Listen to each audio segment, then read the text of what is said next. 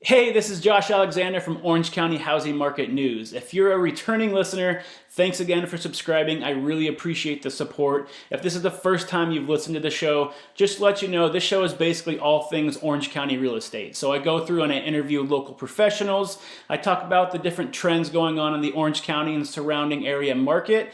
And then I also go through some of the tricks and tips for home buyers to make sure if you are looking to buy or sell a home, you can do so successfully. In today's episode, I'm going to be covering one of the biggest fears I'm hearing from sellers right now when they're thinking about potentially selling their house. And surprisingly, it has nothing to do with selling the property, but everything to do with finding that replacement property after they get into escrow with the current house that they want to sell.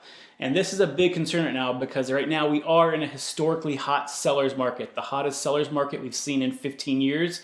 So properties are falling off the shelf. So as a seller, their biggest concern is, yes, I can sell my house, but how am I going to find that replacement property quickly and be able to place competitive offers to get into escrow on a new property at the same time as selling my house and then making sure that we're not going to end up without some place to live while we're going through this process. So I'm here to say that is a valid concern. However, there's a bunch of things in place and things you can do inside the contract as both a buyer and a seller to make sure you're going to be safeguarded against this type of thing happening to you. So because there's so much information to cover about this, we're actually going to be splitting today's episode into two separate parts. So today, we're going to be talking about contingencies. In other words, protections that you have as a buyer and a seller as you're going through this process of trying to buy and sell a home at the same time to make sure that you're going to keep yourself safe, make sure you have some place to live, and make sure that if something goes wrong with either selling your property or buying a new property, you have ways to get out of the contract and that you're not stuck without a place to live. And then next time, we're going to go over things like a rent back period, extending escrow, and a bunch of other smaller things you can do as a seller and different options you have to make sure that if you are trying to buy or sell a home at the same time, you're keeping yourself safe, stress-free, but able to continue to go through the whole process and make sure you can close on both the sale of your home as well as buying the new property without any issues. So with that being said, let's go ahead and get into the first part, and that's contingencies.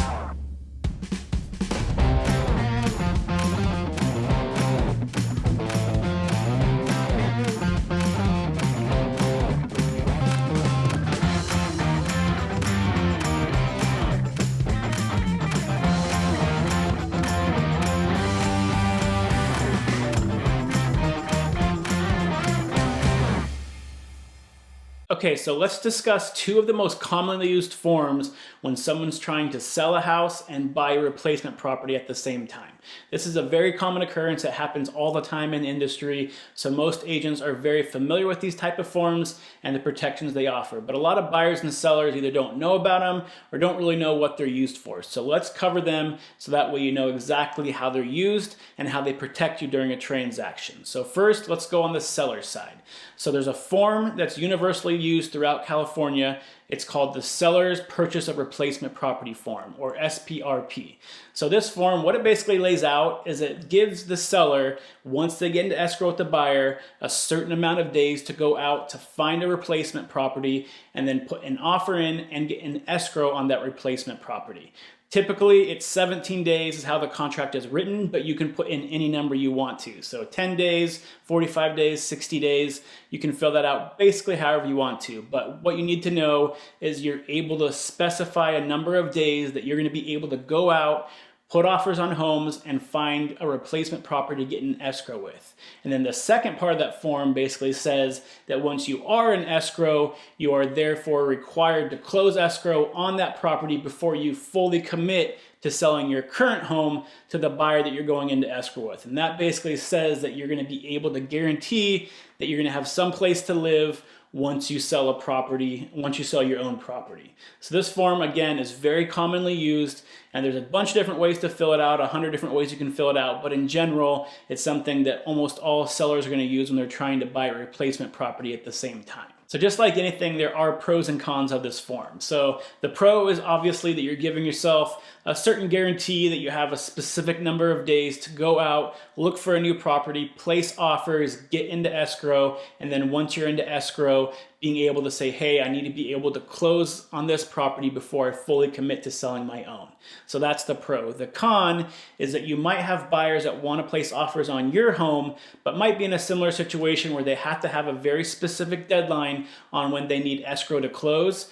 And even though you can tell them this is a deadline, there's a lot more risk involved for the buyer when there's an open-ended contract saying that, hey, I'm not going to be able to sell you this home until I can find a replacement property.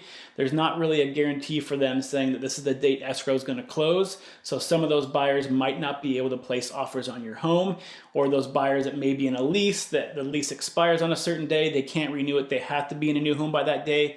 Those type of people might not be able to place very competitive offers on your house because of their own timeline issues that they need to deal with. However, we are in a very hot seller's market right now, so typically out of the 10 people that might be placing offers, a few of them might back out because of that form you're asking them to fill out, but you usually have enough buyers right now that it's going to give you a good shot at getting multiple offers on your house still and being able to get into escrow with a buyer that has that type of flexibility.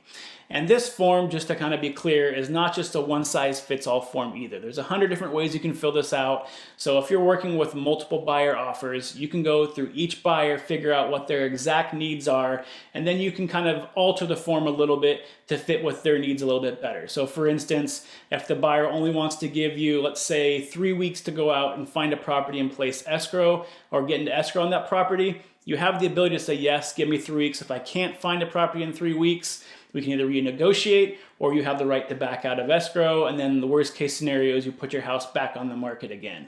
Or for instance, if you want to have something that's more buyer friendly, instead of asking the buyer to put their deposit in immediately as soon as you open escrow and start their contingency period, so they have to line up their inspector, which they have to pay for out of pocket, they have to line up their appraisal, which they have to pay for out of pocket, you can say, hey, you don't have to put any deposit in, you don't have to start your contingencies for inspection, for appraisal, until I'm confirmed in escrow on a new place of my own, and then we'll start those contingency timeframe periods. So that kind of leaves the buyer with a little bit more flexibility, a lot less skin in the game, which is always a disadvantage if you're a seller because they have no financial incentive to stay into escrow, but it might appeal to some more buyers that are kind of on the fence of if they want to place an offer or not. So again, that's just a couple examples of how you can structure this exact form to fit whatever needs you need to have for the exact buyer you're working with. And again, talk to an agent, because when you are placing offers and you are using this form, you just want to make sure you're doing it the correct way and giving yourself that legal protection, so that way you're not going to be caught off guard when something happens in escrow and you have to back out of selling your home. Okay, so now let's talk about and go over how to protect yourself on the buying side of things when you're trying to sell your home and then buy a new home at the same time. So just like there's a form you can fill out to protect yourself as a seller, the same goes for a buyer. So the form to protect yourself as a buyer is called Contingency for Sale of Buyer's Property, or COP form for short. So in a nutshell, what this allows you to do is to submit an offer to a seller and say, hey, Mr. and Mrs. Seller, I would love to purchase this house, but I can't guarantee that I'll be able to purchase it unless my current house closes escrow, so I can take the funds from that and purchase this house. So that form is giving you that protection where if something happens in escrow on your current home or it's not able to close, you're able to back out of that contract to purchase your new home and you're not forced to buy it. Now again, same thing goes with this form. There are pros and cons. So the pro, obviously, is you're not going to be trying to purchase a home that you're not going to be able to afford because you don't have the money that you needed from the amount of money you're getting from the current sale of your home. So that's going to give you that protection. The con is, especially in today's market when it's such a hot seller's market, buyers that have any kind of extra contingencies on their offer are going to have a harder time getting accepted right now. So when you're submitting your offer and you're submitting an extra contingency on top of that saying, hey, I'd love to buy your house, but I'm not going to be able to buy it unless this one closes, that just puts a little bit more caution into the seller when they're looking at who am I going to accept and who am I going to counter.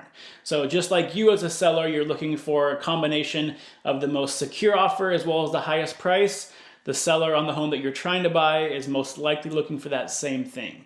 So just like the other form, there's a bunch of different ways you can fill this out. So if you're trying to be a little bit more aggressive and to give the seller some assurance that if something were to happen, they have some way of getting out of escrow, and there's some kind of timeline to it, you can basically tell them, hey, if I'm going to have this amount of days to go through escrow with you, and I'm going to remove my contingency to sell this house and this date. So that basically gives them a timeline saying that by this date, let's say it's 17 or 21 days after we open escrow, if I can't guarantee that I'm going to sell my home, then you can go ahead and say, hey, I want to cancel escrow and find another buyer to go with in that case. So that gives the seller at least a little bit of confidence. It gives them some way out of the contract, because in a typical contract, once you go into escrow, all of the power shifts from the seller, who is doing all the negotiating and trying to get the best deal from the multiple offers they're getting.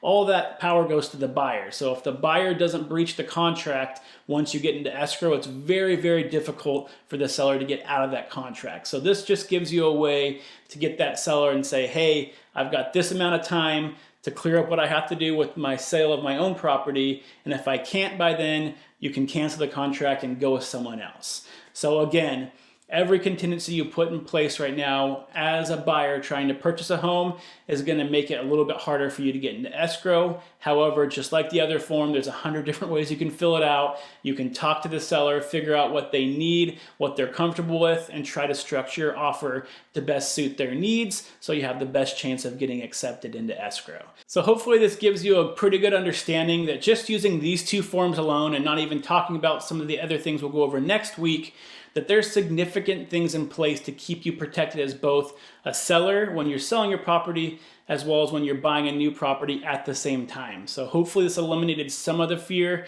The last thing I do want to do before I wrap things up today is I do just want to go over just kind of a basic timeline so you can understand how this whole process works and how everything works together, to hopefully make it a little bit more clear on how you go through this entire process when you're trying to sell and buy a home at the same time. So let's start at the very beginning. So typically what happens in this market especially is you're going to start out by putting your home on the market first. And the reason you do this is because if you started trying to place offers before you have your house on the market, you're basically going up to the seller and saying, hey, I would love to purchase this house, but I do have to sell my property first. And oh, by the way, it's not even on the market yet.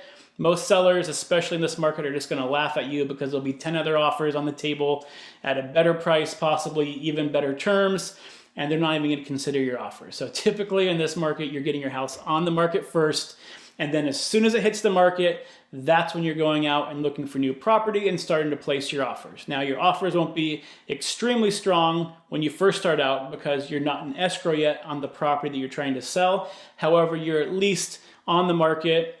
The seller can see that you're trying to sell your house. There's a plan in place, and that will give them a little bit more confidence to hopefully accept your offer. Now, at the same time as you're placing offers, hopefully you're getting offers from buyers as they tour into property, and especially in this market, hopefully you're getting multiple offers. And then you're going through the whole typical process of going back and forth with the buyer, trying to negotiate terms, letting them know, hey, I'd love to sell you this property, but I do need to buy a replacement property. So let's figure out how that's going to work using this form. You're going through and you're finding that perfect buyer that's going to work and that you can figure out something that's going to be beneficial for both of you. And then you're getting into escrow. So once you open escrow on the buying side of things, typically what you're doing in that contract is agreeing to, hey, I would love to open escrow. I do need to have your deposit immediately. However, the contingency periods won't start until I actually find a replacement property and get into escrow. And I'll show you why you want to do that in a minute. So now that you're in escrow, now again, when you're placing offers, your offers just get a little bit stronger. You can say, hey, I'm in escrow now. Here's the buyer. We have everything ready to go. As soon as I open escrow, they start their contingency. I'll start my contingencies. Everything can line up. It will be great. You place a few offers. You find the right property. You find the right seller that's going to be able to work with those contingencies. And you go ahead and get into escrow on a new property of your own. So when you get into escrow, now the contingency period, if you're unfamiliar with what a contingency is, it's basically just a protection put in place that allows someone to back out of a contract if they needed to based on a very specific circumstance. So the buyer's starting their contingency periods, you're starting your contingency periods around the same time. So for example, the buyer's going to schedule their inspector to go out to the property, inspect the house, go through, ask for anything they want repaired. You're going to negotiate with the buyer and come to an agreement, and then they're going to remove that inspection contingency. At the same time, you're going through your new property, going through the inspection, talking to the seller, negotiating any repair requests that you have, and then you're removing that inspection contingency around the same time. When those contingencies get removed, everybody gets further locked into the transaction, everything gets more secure. You're doing the same thing for the appraisal contingency, and then typically you're doing the same thing for the loan contingency, which is usually the last contingency in place.